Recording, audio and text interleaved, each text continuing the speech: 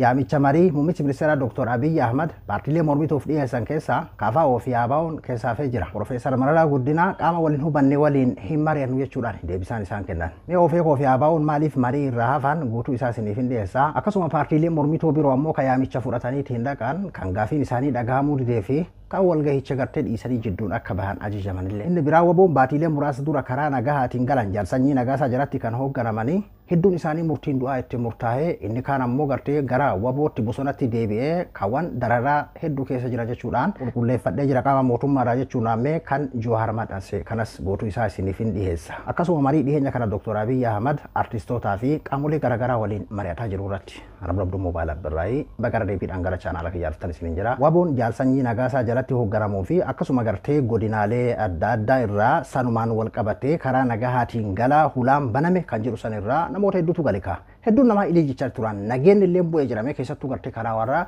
mootummaa faarsuutiin ammoo akkuma waan gartee fakkeenyaa fi rakkoommaan WBO fi mootummaa jidduu jiru yookiin ammoo rakkoon nageessa wal waraansa Oromiyaa keessaa furmaata argateetitti iyyuu kan himamaatiin ture jechuudha. Namoonni galansaniif kaa gammachuu guddootu taree hedduu takkaatti Oromoo biraa dhugaa dubbachuu fi gammachuu guddatu ture gaafa sanitti warrummaan gale kuni akkanatti gartee nagahaan galuun isaanii kun iyyuu waan guddaadha. Kanumatu kaafee fillee fakkeenya ta'a jiru. Gaafa sanitti namoonni siyaasaa Johaar Muhammad dabalatee warri amma dura galeeyyuu miidhatu irra gahee mootummaa waan jedhe san bakkaan hin gahu sababa kanaatu gartee karaa nagaa kana gufachiisaatiin jira jechuudhaan qeeqa garaagaraa qeeyaa turan. Gaafa sanillee Johaar akkanuma jedheeti barreesse jechuudha.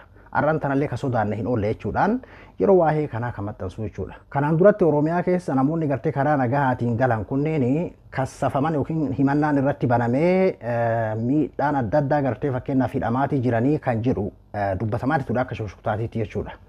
Garuu wanni kun dhugaa ta'uun isaa amma dura hin mirkanoofne. Arran tana kamee mirkaneeffadhee jira jechuudhaan waa'ee WBO karaa nagahaatiin galee irratti Johaar waan inni arran tana maxxanse akkas jechuudhaan maxxanse. Booddee loltoota WBO tibba dabre galanii waa'ee loltoota WBO karaa nagahaan galanii dubbiin akkuma shakkine taate odeeffannoo armaan gadii kana jalqaba loltootaa fi qondaalota WBO galanirraa argadhe. Itti aansee waajjira abbaa alangaa Oromiyaatii fi mana murtii irraa iyyaafachuudhaan mirkaneeffadhe. Haaluma kanaan loltoota 1752 godinoota garagaraatti harka kennatanii mooraa waraana bulbulaatii fi sanqalleetitti leenjii haaromsaa fudhatan keessaa calallii geggeeffameen namoonni 343 himanni mana murtii itti banamuudhaan murtii waggaa 6 hanga umrii guutuu itti murtaa'ee gara mana hidhaa Ejeree fi Walisootitti geeffamanii jiru. Isaan keessaa namoonni 13 dhiheenya gara Karchallee Amboo dabarfamanii jiru. Maatiin bakka ijoolleen keessan jiran hin beekne iddoo sadan kana iyyaafachuu dandeessu jechuudhaan maatiidhaaf dabarse. Namoonni 2 reebicha sanqalleetti irratti raawwatame yoo du'an namoonni 2 ammoo reebichaan hedduu miidhamanii mana murtii dhaabbachuu waan hin dandeenyee fi gadi lakkifamanii jiru. Warra gale keessaa namoota 50 takka qofaaf ramaddiin hojii kenname waajjiraalee nageenya naannoo fi godinaalitti faffaca'anii jiru. Warreen hafan leenjii haaromsaa booda birrii 90,000 komishiinara deebisee dhaabuu irraa ramadameefiin gara maatiitti deebi'aa jiraman. Birriin kennameef kun ammoo gara baankii siinqee waan darbee fi hedduun isaanii baafatanii fayyadamuu hin dandeenye. Ijoollee gara qe'eetitti deebisan keessaa hammi tokko gara WBO'titti yoo deebi'an gariin gareedhaan gurmaa'anii saamichatti bobba'anii jiru. Torbaanota darban kana bakka baay'eetti qaamota mootummaa fi uummataan walitti bu'uudhaan ajjeefamanii jiru. Kaawwan ammoo magaalota keessa facaatee rakkachaa jirti. Yaadadhaa ijoollee kana yeroo galchan yakka gaafa lolarra turan raawwatame hundaa fi dhiifamni akka godhamuuf fedhii isaanii irratti hundaa'uudhaan gara hojii mootummaa yookiin mallaqni gahaan kennamee fi hojiitti akka bobbaafaman waadaan galameefii ture. Gochi akkanaa araara gara fuulduraatiifis danqaa hamaa uuma. Waan amma Johaar jedhe kanarratti dabalataan namni biraa tokko gartee kan WBO keessaa gale tokko akkas jechuudhaan katabe kanallee kan isaa san koppii godhee akkanatti maxxanse Johaar. Johaar dhimma WBO karaa nagahaatiin galanii wanti barreessite dhugaadha. Anis warra gale keessaa tokko. Waan itti siif dabalu namoonni 50 takka hojiitti ramadaman keessaayyuu hedduun hojiirra dhaabanii jiru. Warri gara maatiitti akka galu jedhame ammoo jaalatee osoo hin taane dirqamee saamichatti seene. Qe'ee maatiititti akka hin galle warri bosonatti hafenuu adamsa. Magaalaa akka hin teenye waan nyaannu hin qabnu. Kanaafuu namni hedduun bosonatti deebi'e. Warri magaalota aanaa irratti hafeeyyuu qurree sigaaraa kadhachaa jiraanna. Warra hidhaan itti murtaa'e keessaa namni 10 takka dubartiidha. Takka Qananii Oddoo Duubee jedhamti. Obboleettii jaala keetii Nageessaa Oddoo Duubeeti jedhan. Kan biraa ammoo Abdulkariim Aliyyii Cirrii jedhama.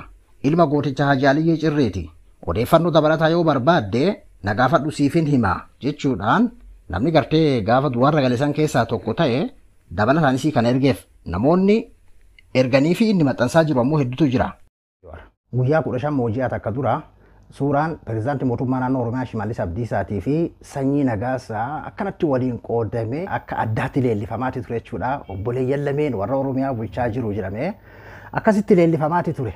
Akkasuma ammoo gartee kanaan dura Wallaggaan keessatti namoonni gartee karaa nagahaatiin galan kunniin karaa wabootiin akka gartee maatii isaanii irra isaan inumayyuu dheessanii akka gartee gara jiddu galaatiitti dhufaatiin turanii fi maatii isaanii irra ammoo akka gartee miidhaan gahaatiin jiru addis istaandaardii matu gabaasaatiin ture jechuudha. Namoota hedduudha fakkeenyaaf Joohariin jalatti warri gartee galee fi kan infoomishiina kana quba qaban kan Joohariif qoodan innilleen wal duraa duubaan kan inni gartee ittiin maxxansaatiin jiru jechuudha. Tole inni biraa marii dhiyeenya kana muummichi ministeeraa Dr. Abiy Ahmad artistoota, barsiisota akkasuma agartee abbootii qabeenyaa namoota gurguddaa garaagaraattu Finfinneetti muummicha ministeeraa Dr. Abiy Ahmad waliin marii godhaatiin jiran jechuudha. Kan abbootii qabeenyaa anis amma dura isiniif dhiyeesseetiin ture. Artistoota waliinis dhiyeenya kana ammoo viidiyoo gartee artistootaa keessaa artistii taatanii gaafa aktiivistummaa seentan kabajni keessan akka isinirraa bu'e artistiin tokko yeroo gara aktiivistummaa gara siyaasaa sanitti seenu akka gartee kabajni isaa artistummaadhaa sun akka irraa bu'ee beekuu qaba jechuudhaan kan inni dubbate irratti hayyoota garaagaraatiif akkasuma gartee artistoota walgahii kanarratti hin hirmaatin hedduun waa'ee kana irratti barreessaati turan jechuudha. Waa'een aktiivistummaa yookiin ammoo gartee uummataaf sagalee ta'uudhaa, waa'een gartee uummataaf falmuudhaa siyaasa artistoota Oromoo biratti kaaseen yeroo bahurraa ka'ee handura mana muuziqaa keessa dalagaatiin ture. Oromoo biratti baramaa miti wanti kun. Dr. Abiy maaliif akka akkas jedhee na dhibe malee gaafa kaaseeta yeroo gartee ammaa kanaa miti gaafa kaaseetaa san soogidda qabaa jedha hawaasni Oromoo bitachuudhaaf iyyuu artistii tokko ni abaaramaa yoo waa'ee sagalee sabaa rakkoo uummataa haala jireenya dubbatin. Innaa artistoota Oromoo keessatti baramaa miti wanti kun akkasuma wayyaanee qabsoo wayyaanee keessa qeerroo keessatti gartee wayyaanee jijjiiruu irratti kan akka beenzilaatitti gartee fakkeenyaa fi Oromoon ittiin fayyadamaatiin ture artistoota tokko dhugaa dubbachuuf. Warri habashoota hedduu takka hinaafaa turan, hedduu takka dubbachaatiin turan. Kan uummata kana gartee tokkoomsee, kan uummata kana gartee walitti qabee artistoonni isaanii bakka kennaa addaa qaban jedhaniitiin ajaa'ibsiifataa turan jechuudha. Gaafa wal waraansa kaabaatis amma fakkeenyaaf muummichi ministeeraa akkas jedhanii artistoonni ummaan gartee haga amma badhaadhina dhufe kana badhaadhina leellisan keessaa hedduun isaanii kan siyaasatti dabalamanii fakkeenyaaf kan beekamtii guddaa argatanii paartii kanallee akkasumatti gartee kan faasaatiin jiran fakkeenyaaf fudhanne mucaa amma 4 kiiloo maali tokko maqaan isaa kan hedduu takka laalcha argate waggoota lameen gartee kana keessa namni isaa ol laalameeyyuu waan jiruutti hin fakkaatu YouTube irratti iyyuu hedduu takka jaalatamee akka ala gaalleen kan dhageeffatu yeedalli isaallee nama harkisa siyaasaa miti fakkeenyaaf artistii Oromoo mootummaa yoo deeggarellee jechuun amma faallaa mootummaa qofatti fudhate natti fakkaata. Garuu faallaa mootummaa ta'uu qofaa miti. Yooma mootummaa deeggare kaa mootummaa yoo ta'ellee akkamiin fakkeenyaaf amma siyaasa irraa fagaata. Hayyee sun amma artistiin akkasitti gartee jaalatamee leellifame haga sadarkaa itti hayyoonni sabaan nu arrabsa jedhanii 4 kiiloo jetti kaleessa dhuftee ka jedhu san irratti dhuftee jedhee akka galteeti jedhee fakkeenyaaf artistoonni warra kaabaa warra faannoo kuni hedduu takka irraa dubbachaa turan jechuudha. Kunniin maaliin hayyee warra akka Caalaa Bultumee kan akka Saaliyaa Saamii warri kaleessa qabsoo Oromoo keessatti illee akka beenzilaa ta'aatiin turan gaafa lola kaabaa uffata raayyaa ittisa biyyaa uffatanii zarraf baloo jechaatiin turre siyaasaa miti sunniin artistoonni Oromoo hedduun isaanii fakkeenyaaf waan san keessatti hirmaatanii sirban naxalaa tokko baasaa turan jechuudha. Faallaa mootummaa qofatti haa fudhatan malee warroon ummaan gartee silaa mootummaa deeggaru iyyuu walumaa galatti artistii Oromootii fi qabsoon akkamiin akka itti adda bahu artistii ta'uu baadhullee akkaataa itti argaa guddanne akkaataa itti argaa jirru irraa waan nama wal mormisiisuu miti jedheeti yaada. Hundaafiyyuu waan isaan jaan kana irratti hayyoonni garaagaraa qeeqadeessaa jiranii akkasuma gartee artistoonni adda addaa kan gartee achirratti nuti gartee lallabduu paartiitii miti kan uummataati haaceelleen jecha kana jedhee intarvii isaa kabuudha kan irratti wareegame irratti an Oromoodhaaf qaaliidha kan paartiin tokko lallabinaan jettee nama lallabuu miti. Ani sagalee uummataati jechuudhaan dubbate viidiyoo isaa kanumaa keessatti jechuudha. Innaa marii muummichi ministeera Dr. Abiy Ahmad dhiheenya kana gartee qaamolee garaagaraa waliin mari'achaatiin jiru keessaa kan hedduu takka gartee sooshaal miidiyaa kanarratti qeeqa kaasee isin jechuu barbaadeeti. Tole hayyee kan biraa amman tana ammoo paartiilee mormituu waliin amman tana kaa filannoon gahuudhaa fi waggaa tokkollee waan gahu natti hin fakkaatu waanuma akkasiiti hoggoma takka akkasii jechuudha. Paartiilee mormituu hundaafiyyuu afeerraan godhame paartiilee mormituu achirratti hirmaatuu didan paartiilee mormituu ijoo keessattuu Oromoo bira lameen kana qofa tafe Oromiyaa keessatti kan humna qaban illee isaan kana dhiheenya kana ammoo gaafa marii abbootii gadaa haawolii siinqee namoota gartee beektota garaagaraa Oromiyaa guutuu keessaa walitti dhufanii marii irra turan ilillee hoteelitti waan san irratti baasii kana guutuu mootummatu baasee mootummaan gartee waan kana ittiin burjaajii uumuudhaa fi yookiin ammoo jaarsolii kana dogongorsiisuudhaaf jedhee hatta marroolee irra dubbatee ture namoonni garaagaraa irra dubbachaa turan jechuudha.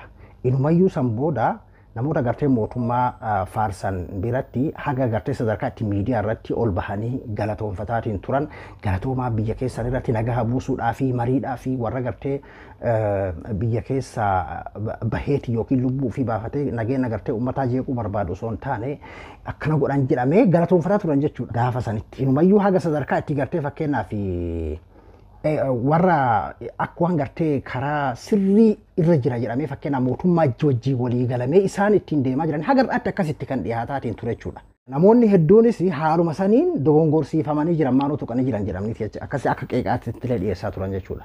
Dubbiin garuu warraan tanaa faallaa saniitiin jechuudha kan argamte. Mee guutuu isaa Addis Istaandaardii Profeesar Mararaa Guddinaallee dubbisee warra waboollee dubbisee maaltu ta'ame warra achitti hirmaatee irraa kan gabaasa Addis Istaandaardii guutuu isaa isiniif hin dubbisa.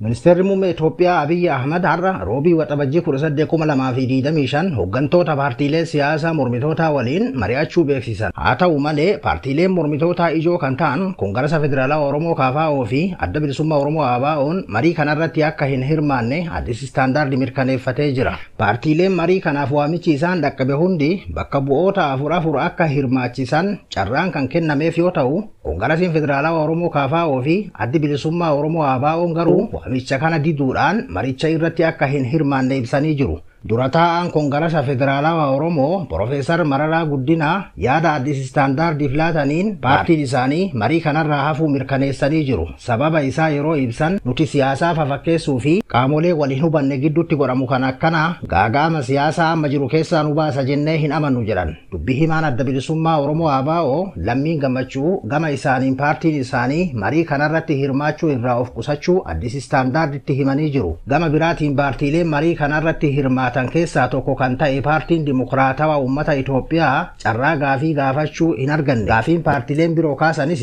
bu'uurawaa miti jechuudhaan muummichi ministeera ibsa osoo hin kennin dura bakka bu'oonni isaa waltajjii gadhiisuu isaanii DW'n gabaasee jira. Muummeen ministeera Abiyyi Ahmad marii paartiilee siyaasaa waliin taasisan ilaalchisee ergaa fuula miidiyaa hawaasaa isaanii irratti dabarsaniin mariin kun yaadota garaagaraa bakka isaan paartiilee siyaasaa dhufan irraa ka'an dhageeffachuudhaan galtee argachuudhaaf yaadamee kan karoorfame ta'uu ibsanii jiru. Profeesar Mararaa Guddinaa filannoo dhufuurratti akka gartee hirmaachuudhaaf fedhii qaban dubbatanii turan ka Profeesar Mararaa Guddinaa seeratu nu dirqaa kana booda immoo gartee paartiin maan kuniyyuu diigamuu danda'a akka seera biyyattiitti waan ta'eef filannoo kanarraa haqa hin eeynu ta'uyyuu ammoo dirqama paartiin maan kun akka turuuf irratti hirmaatuudhaaf ka jedhu amma dura BBC waliin gaafiif deebii godhanii turan jechuudha. Hundaafiyyuu marii muummichi ministeeraa Dr. Abiyyi Ahmad yaame irraa kan paartii mormituu warra hirmaatellee kanan mudate akkasuma gartee ofii ABO'n haala sanii osoo irratti hin hirmaatiin hafan. Ana bulabduu moobaayila biraa hanga qophii biraatii waliin deebinutti nagaan naa tura.